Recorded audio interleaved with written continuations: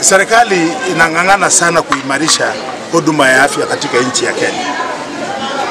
And that is why mnaona iko mzozano kubwa kujaribu kuhakikisha ya kwamba SHA inafanya kazi. SHA ni kitu ambacho imeanza juzi. Na kawaida kila kitu mpya inakuwa na changamoto yake. So as soon as that technology works the way we expect, SHA is going to make a big difference. In fact, a revolutionary difference in the provision of services to Kenyans.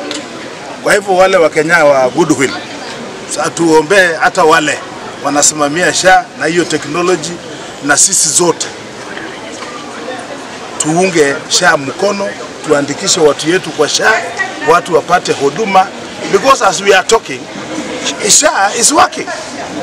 Yeah, SHA is working. Na leo na jana tumeona watu wengi sana wanahitaji matibabu. Na shida yenye walisema wanapata kabisa iko shida ya meno. Watu wanatumia madawa ya kienyeji, iko watu paka wanatoa meno na msumari. Kwa miaka hii lazima tufanye kitu. Na ndio tumekuja leo, watu wanatibiwa meno, wanaonwa, wenye hawana shida, hawana shida, kuna antibiotics wanapewa, kuna toothpaste wanapewa, wenye wako na shida kutoka watoto wadogo mpaka wakubwa wanangolewa meno, na wenye wanahitaji kujazwa meno pia tunafanya. Kwa kulingana na hesabu yangu kwa saa hizi tunaona zaidi ya watu 450 na cataract cases, they are double yesterday number, watapita still. Okay, mambo yenye nachangia shida ya macho sana ni ile ukosefu wa kutafuta huduma za afya ya macho.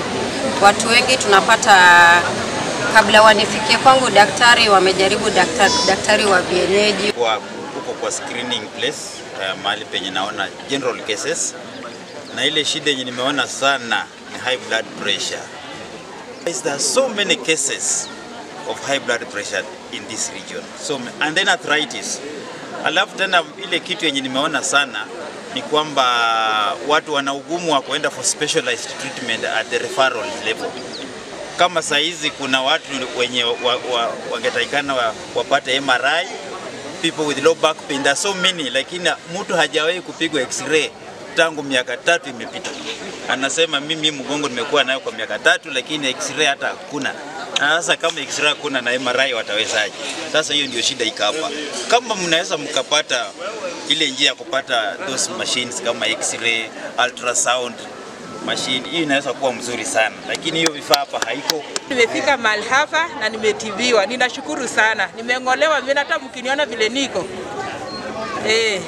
Mkiona vile niko nimeshangolewa meno na nimefurahi sana juu meno ilikuwa